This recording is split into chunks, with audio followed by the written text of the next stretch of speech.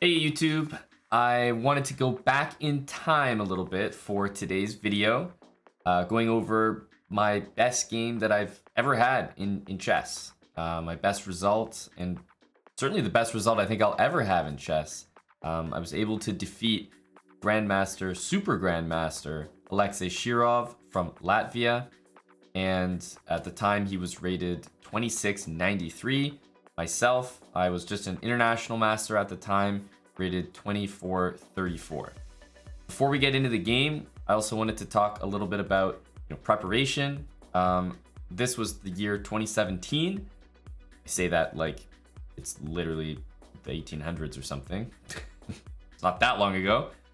It was the year 2017, and they didn't have cars and chargers for their iPhones. Anyway,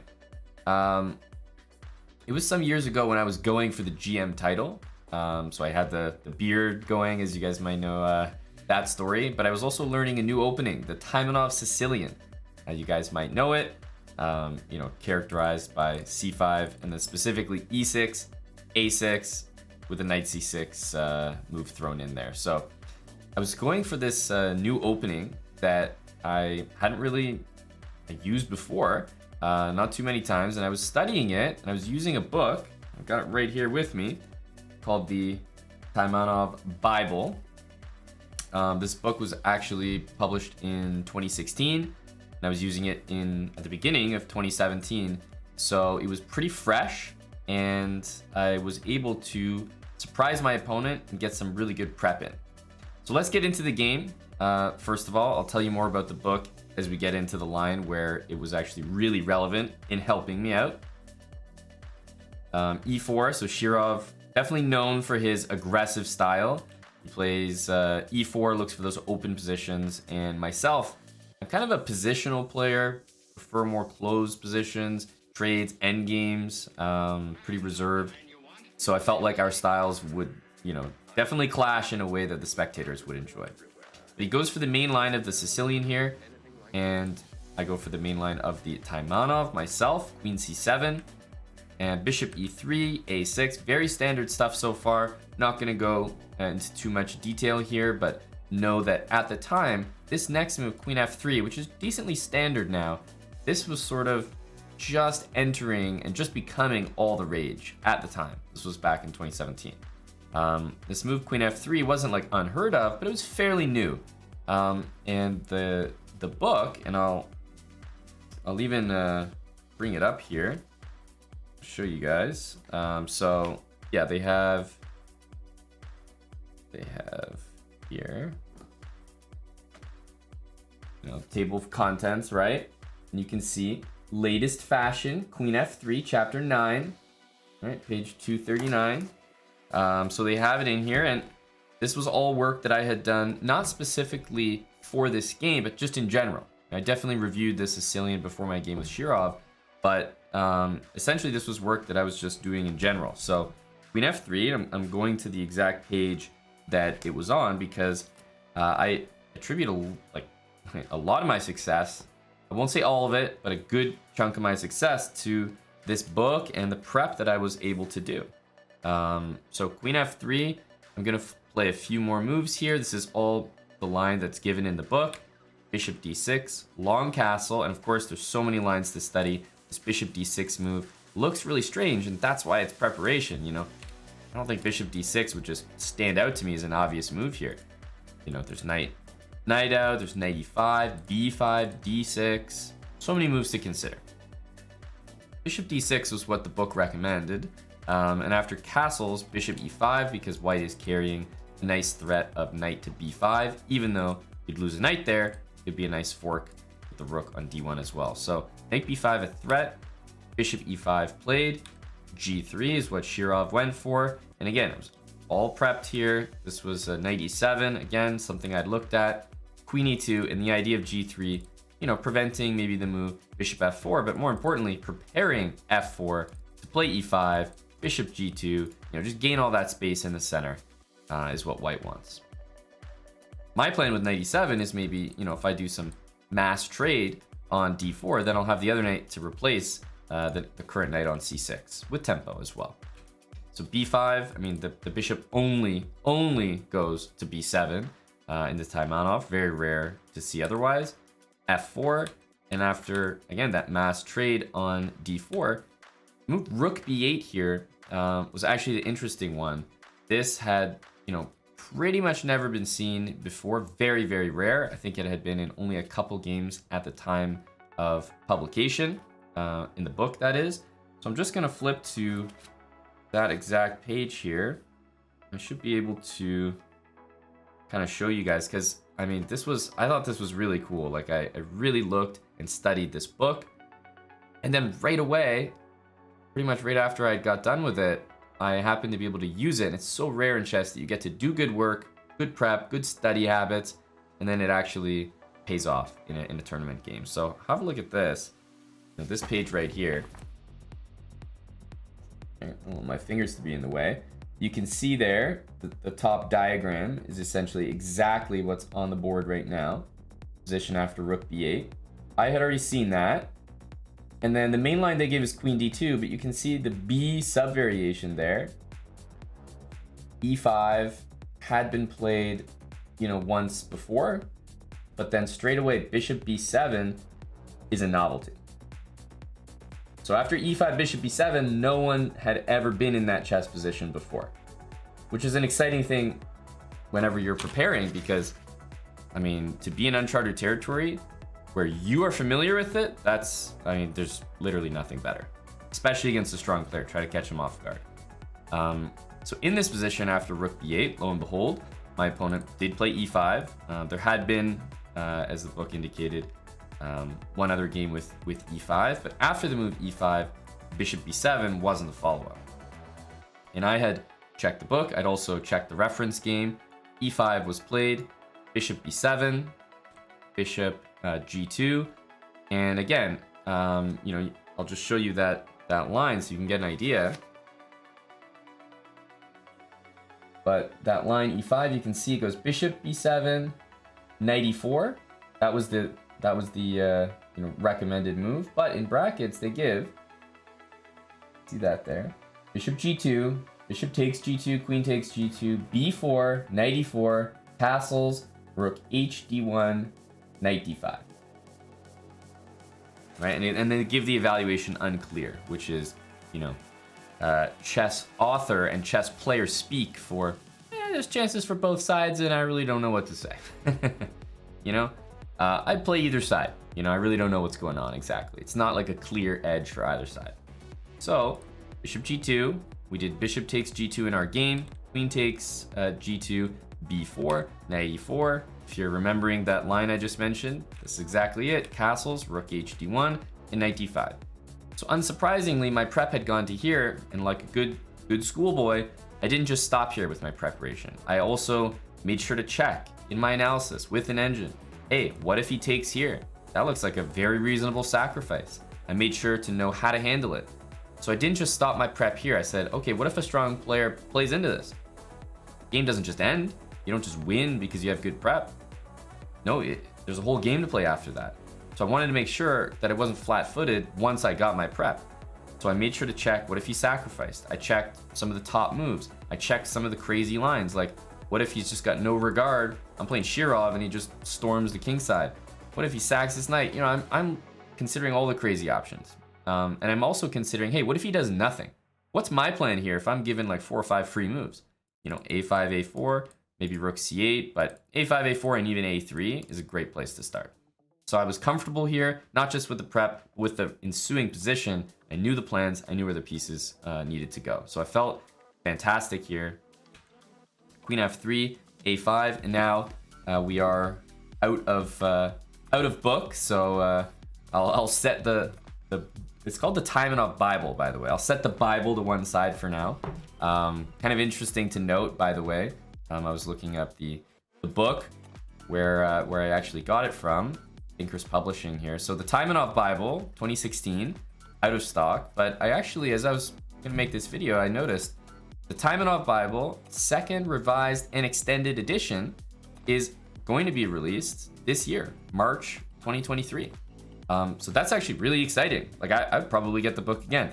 I think the first edition was great, but it's really normal as a chess author. You release something, it stands up and holds up to, you know, the test of time a little bit. But 10 years down the line, most, if not almost every chess book is out of date. There are lines in a book 10 years ago that they give an evaluation. Guess what? They're stronger engines now.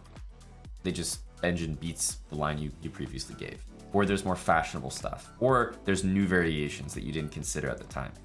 So they got a revised edition coming out this year. Hey, I thought that was interesting. But getting back to the game here, a5, knight d6. That knight, of course, sinks into that strong outpost. But I've got a strong outpost for my knight, and I'm continuing with the plan that I made sure to check before the game started.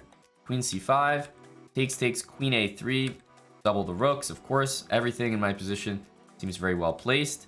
c3, and I really like my move queen c6 here. Atypical Hambleton. No queen trade. And after knight takes, there's some juicy squares my queen can come in. White's queen is actually very offside, and we were able to get a good, very good position. So I wasn't just happy with my prep, but I was happy with how I familiarized myself with the position I get when the prep is done. So I knew how to handle things going forward. Queen f3, queen takes a4, guarding the rook here. And although I gave up that pawn here, I get to swing my knight back to the d5 square. I'm making a huge threat. Knight takes c3, literally hitting everything, winning the game. And while that knight on d6 is strong, you notice how it's not really impacting any of my pieces. Like, they can all do what they need to do. I'm creating a lot of threats with those three pieces. White's knight looks great, but it's not doing that much, which is why it ended up coming back in retreat here to b5. Rook takes b5, queen a8 would be checkmate, and it does guard, for the moment, the c3 square, because the pawn on b2 could recapture, or the knight at that point. So a few options, but knight b5 was played by Shirov. Time was getting a little low. As I was kind of thinking about making this video, I also hunted around for some old clips and videos that are out there. And of course, I found this one, which I thought I'd play a little bit of right now. This is, chess.com was doing coverage of the event at the time with Simon Williams and Fiona Anthony. So I thought we'd just play a little bit of this because I thought the particular clip here as they start the coverage is a little funny. Of course, the game between Shirov and Aman, and he's threatening knight takes c3. Now Alexei has played knight b5. He's trying to hold things together. Oh, it looks so dodgy. He's blocking it with his piece. Maybe the and knight only b5 defense. was the most resilient move. Well, I mean, it'd only be Shirov to find this, and he's pretty. I mean, what now? What's he going to do? He's gone h5. Has he really got time to play that? Wow. Really? You can play a calm move like h5. That's so calm. I just play the calm h5. It must have been something better than h5. And I think Surely. we're being. Well, he's certainly threatening rook takes b5, but it must have been something else in the air there as well. I mean, c4 here looks. And I think we're being told in the chat that h5 was the best move in the position. So, well, it does also. You can't go rook take. h5, best move in the position. I thought it was a little funny because if you don't know, Simon Williams, if you've ever heard the expression "harry the h-pawn," that's Simon. That's his thing. So for him not to expect or predict h5, Jane. But there's a great little clip here. It's like 20 minutes, so I'm not going to play the whole thing right now, but I just thought that was a funny moment. And this is really intense to rewatch for me, and maybe for you as well, if you want to go check it out. But yeah, the final moments here were pretty tense. Knight b5. I do play the move h5, as you guys just saw. And this gives my king some breathing room, right? It's just space for my king so that this rook, if it ever needs to do something, move off the last rank, I don't get mated. That's really important. So this small move here actually makes a ton of threats later on in this game. c4, and I come up with a nice move here, although I don't think he had another option, by the way. Knight b6, and if the queen moves down here or anywhere off this rook, hey, that's a rook with check. So the only moves available are these two, and obviously not queen b3, so queen c2 essentially forced. Knight takes c4, using a basic idea of deflection. You can't take me because the rook will be hanging. Shirov responds with rook takes d7. And in this position, I'm thinking, okay, you know, rook takes, rook d8 mate. A little embarrassing, right? Now the square is covered. Got to be careful. I don't have any tricky knight a3 because of, once again, this.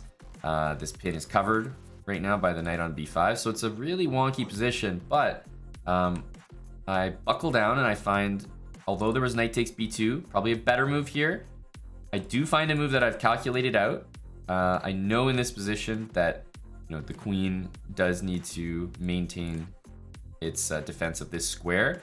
Otherwise, the knight, maybe I could just take it for free. So I did expect queen d3, of course, great move. Kind of doing everything here for white.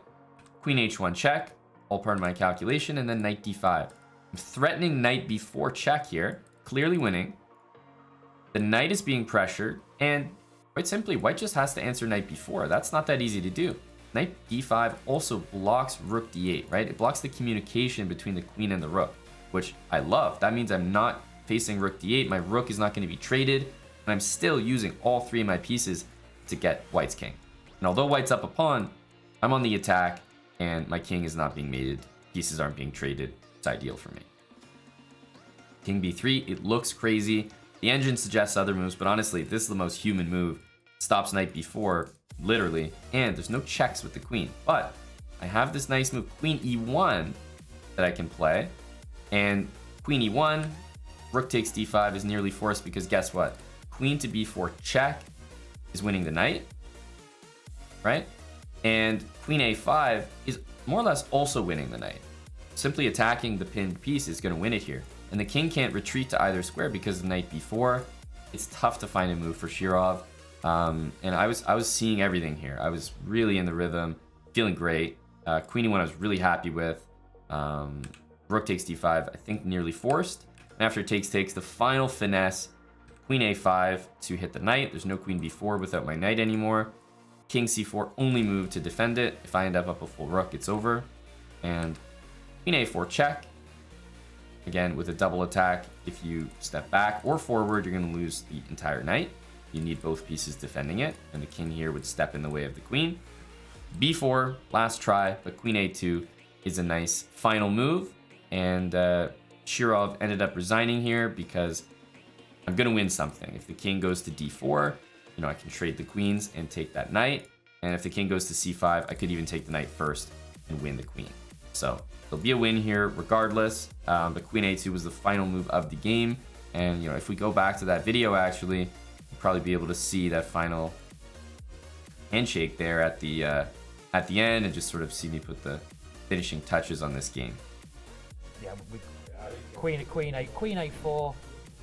Queen a4. There's so many ways to win this. Queen a4. Queen a4. Yeah, you have to go b4, and now, well, yeah, it's you can simply go queen a2 check.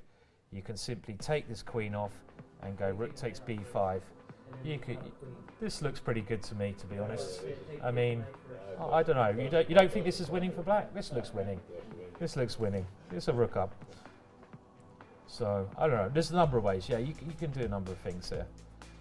But yeah, taking the knight is better. So in that last variation, of course. And I think we will see a handshake now. He's done it. There Yeah, we go. well done. Great game. That deserves a round of applause. Round of applause. Certainly. Very brilliant game by Aman. Very good. Nice. So yeah, you see the finish there. I've been clip hunting for you guys because this is like kind of a trip down memory lane for me, a bit of nostalgia. So I have some more. This entire event. I had a guy come with me who you might be familiar with. He's currently our YouTube video editor. We've had some videos with him on the channel. He streams on our channel as well, and does a lot of work for us. His name is Jeff, and Jeff was actually there before he, officially worked for chessbrah. He was there vlogging behind the scenes the entire tournament. If you haven't seen those videos, by the way, they are on our YouTube channel, Reykjavík Open vlog #1, and then there's 2 and 3 as well. So we've got a lot of vlogs dating back many years. So hey, if you're a vlog enjoyer, you like that behind the scenes stuff, you're interested in a walk down memory lane, there's some really cool stuff. But this particular clip is taken just right after I beat Shirov, so I thought it was kind of cool.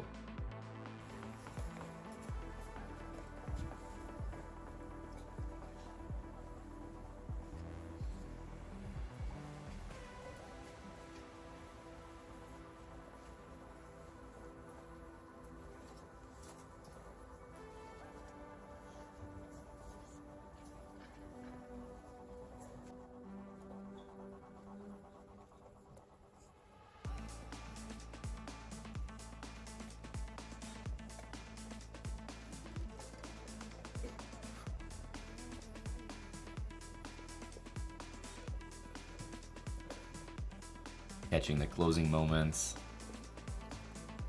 That's our friend Dagger Ragnarsson from Iceland there.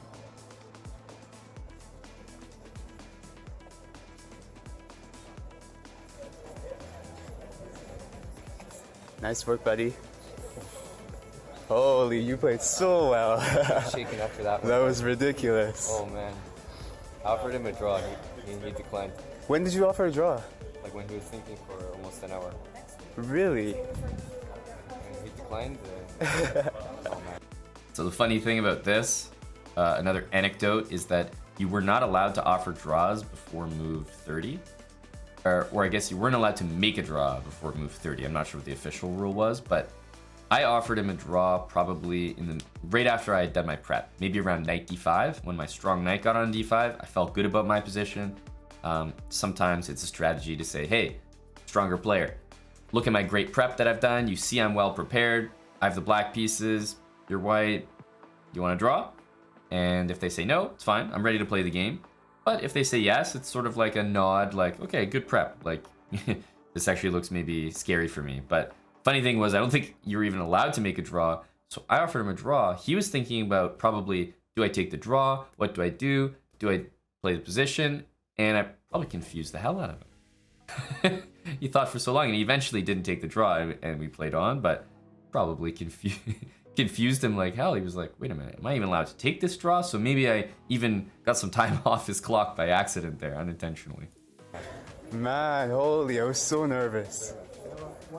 There we go. Shout out to Jeff, and I think they pulled me for an interview there at the end. So that was kind of cool. To further the anecdotes, I got another clip. This is me walking into the playing hall much later in that Reykjavík tournament, because after my great result against Shirov, I had a few other good results. I was having a really good tournament, and I wanted to check the status of my GM norm.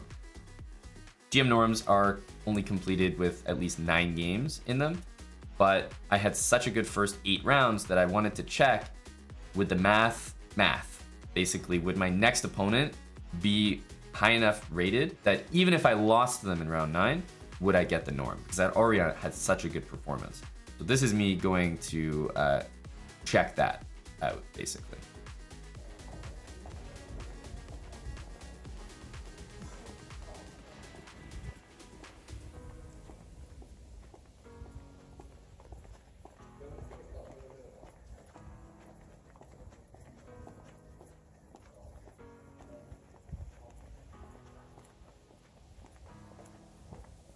So this is after the last 8th round and before they've had the last one. I'm gonna turn it down here for you guys.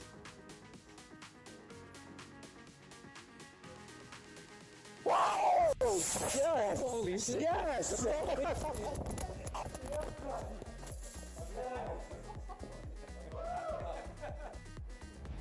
So you can just didn't want to break everyone's ears there, but that's just such a legit, genuine moment between Jeff and I. He was filming, as I said, the whole tournament, and essentially I was asking the arbiter, hey, now that you know the pairings and you can see my next opponent's rating, will I make my GM norm even if I lose?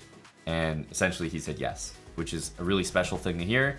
To not have that pressure going into the 9th game, it means I'd already done so well in the first 8 games that my result didn't matter. Usually people are like, oh, I gotta win this game to get a GM norm. I gotta draw it to get a GM norm, which is tons of pressure.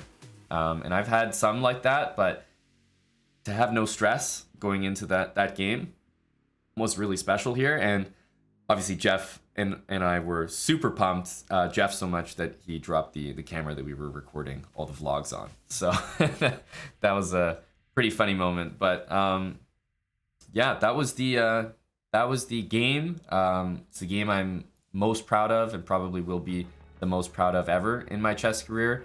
He's a super grandmaster, known for so many of his famous games against some of the world's best players. He was around 2,700 when I beat him. Definitely the highest rated player I've ever beaten. But also it's just kind of special that I was able to actually do some work. Reading this book, learning it, and then having it appear on the board in such a crucial game against a strong player, it just felt rewarding. It's nice to get those signs of encouragement as you're studying chess, training chess. So that was really special for me. This was back in 2017, so I had the beard going. I started my grow a beard until GM bet idea in March. This tournament was in April. This was my second GM norm. And for those that know how the tournament how the bet concluded rather, in December, later that year, 2017, I did get my third GM norm, became a grandmaster, and the rest is history. Hope you guys enjoyed this video. Bit of spotlight on one of my best games.